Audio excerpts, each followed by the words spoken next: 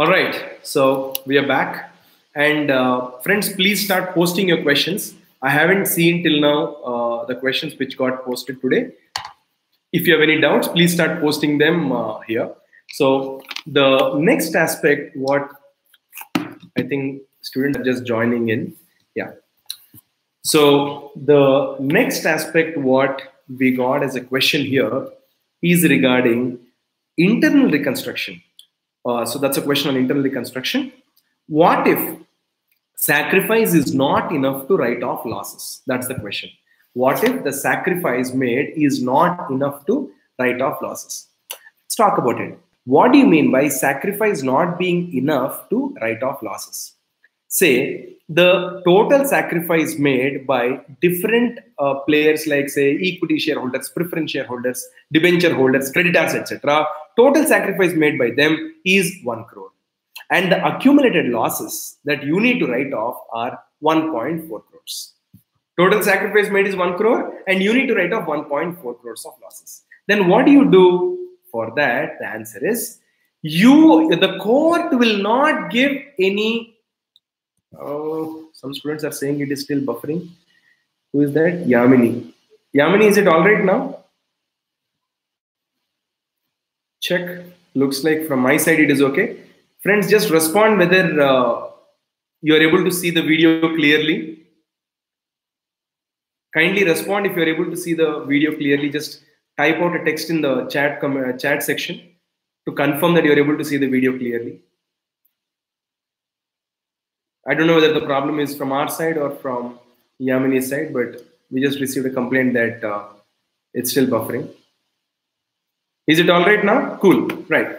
Fine. So the point is, if the total amount what you need to write off in terms of losses is 1.4 crores, but the actual amount which people sacrifice, like shareholders, equity shareholders, preference shareholders, creditors, they sacrificed only 1 crore. You know what?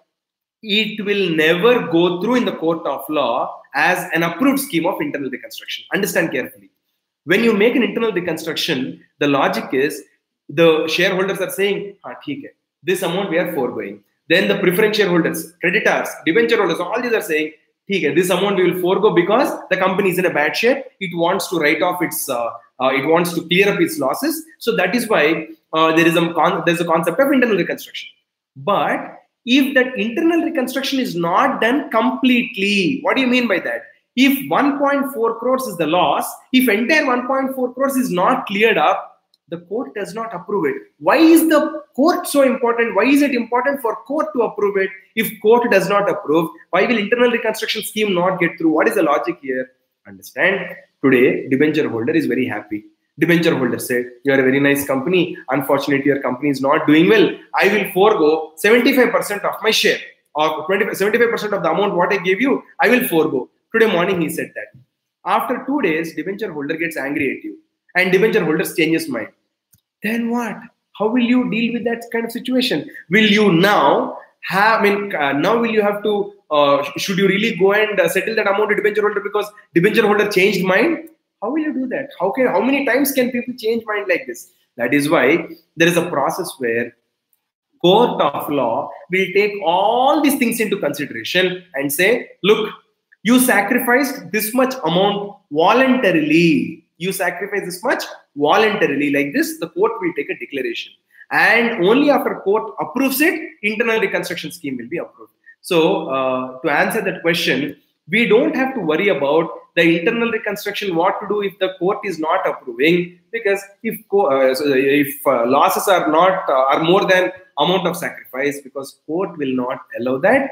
Court will ask the company to go back to its equity shareholders, preference shareholders, debenture holders, creditors, and say, go back to them, discuss with them, renegotiate, and ensure that entire loss is cleared up. Okay, so that is the answer to that question.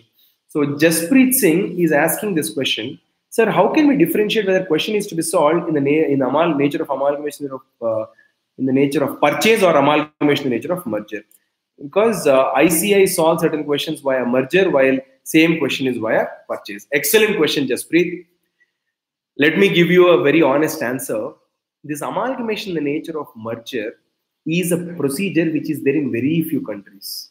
Unfortunately or fortunately, you and I are in a country where amalgamation in the nature of merger is applicable. Okay, so that's on a lighter note. But now, if you get a question, you know the 5 principles that you need to check before you conclude on whether it is amalgamation in the nature of purchase or amalgamation in the nature of merger. If those 5 conditions are met, you know those 5 conditions for merger, right? So only when all those 5 conditions are met, you can say it is amalgamation in the nature of merger. But I know that even when those conditions are met, institute still solves those problems using amalgamation nature of purchase. The reality is, in the world, 99.9% of transactions are amalgamation in the nature of purchase only. This amalgamation in the nature of merger is relatively less popular.